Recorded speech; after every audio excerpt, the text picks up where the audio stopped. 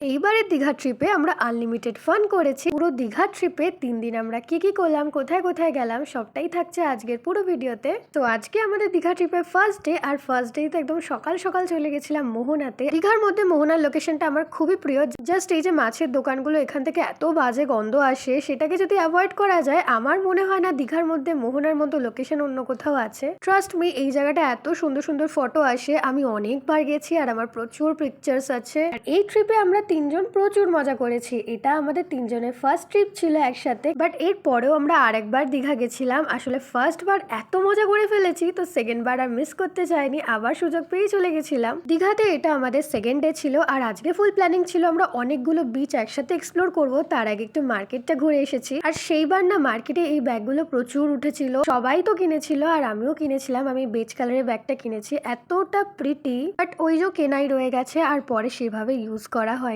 Market থেকে আমরা সোজা চলে গেছিলাম কাজু উদ্যানে। কিন্তু আমি দীঘা এতবার এসেছি কিন্তু কখনো এই জায়গাটায় আসা হয়নি। কাজু উদ্যানের ঠিক এই জায়গাতে আমার প্রচুর ফটো আছে, যেখানে আমাকে অনেকে কমেন্ট করেছিল এই জায়গাটা কোথায়। এটা দীঘার কাজু উদ্যান, যারা এখনো যাওনি তারা ঘুরে আসতে পারো, অবশ্যই ভালো লাগবে। আর এটা হচ্ছে সেই অভিশপ্ত জায়গা যেখানে কিছুদিন আগে একটা দুর্ঘটনা ঘটে। এটা তালসারি, তো আমরা তালসারিতেও গেছিলাম, বাট আমার পার্সোনাল ওপিনিয়ন, আমার তালসারিটা খুব একটা ভালো লাগে না, একটু বেশি নির্জন। যাই হোক, যেহেতু আজকে অনেকটা বেশি টার্গেট আছে, অনেকগুলো জায়গা একসাথে ঘুরবো, তাই চলে গেছিলাম উদয়পুর বিচে। উদয়পুর বিচ আবার এতটা ফাঁকা, এটা তোমাদের সবারই মনে প্রশ্ন জাগছে জানি, কিন্তু আমার কপালটা এতটাই খারাপ, আমি যতবারই উদয়পুর বিচ গেছি ততবারই কোনো দোকানপাট কিচ্ছু পাইনি। সবাই দেখে কি সুন্দর পাড়ে বসে খাবার খায়, যেখানে পায়ে এসে সমুদ্রের ঢেউগুলো লাগে। বিশ্বাস করে এই ফিলটা আমার এখনো নেওয়া হয়নি, কারণ আমি 3 থেকে 4 বার গেছি, আর প্রত্যেকবারই আমার সাথে সেমই ঘটনা ঘটেছে, জানি না কেন। আর আজ আমাদের দীঘাতে থার্ড ডে, আর এরপরে আমরা বাড়ি ফিরে যাবো, তাই মনটা খুব খারাপ লাগছে। আমি তো ভীষণ পরিমাণে সমুদ্র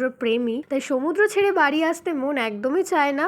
পাহাড় প্রেমীদের সংখ্যাটা একটু বেশি হলেও আমি জানি আমার মতো অনেকেই আছো যারা সমুদ্র পাগল। তোমরাও যদি সমুদ্র প্রেমী হও তাহলে কিন্তু অবশ্যই কমেন্ট করতে ভুলো না। আমাকে যদি কেউ সমুদ্রের পাড়ে একটা বাড়ি করে দেয়, আমি খুব খুশি খুশি থেকে যাব, কারণ আমার সমুদ্র খুবই প্রিয়। সেটা এতদিনে তোমরা আমার মিনি ব্লগ দেখে বুঝেই গেছো, কারণ আমি বছরে অনেকবারই প্রায় সমুদ্রের ডাকে চলেই যাই। তো ফাইনালি সেদিনটা এসেই গেছে যেদিন আমাদের বাড়ি ফিরে যেতে হবে। বাট ওই যে দূরে দেখতে পাচ্ছ জগন্নাথ মন্দির, হ্যাঁ তখনও মন্দিরটা কমপ্লিট হয়নি, আর তখন বলে এসেছিলাম যে মন্দিরটা কমপ্লিট হলে খুব তাড়াতাড়ি যাব, আর সেই আশাটাও আমার পূর্ণ হয়ে গেছে। সো আজকে ভিডিওটা ভালো লাগলে আমাকে ফলো করে রেখো, পরে কিন্তু আরো নতুন ট্রিপের ব্লগ আসছে। Bye bye.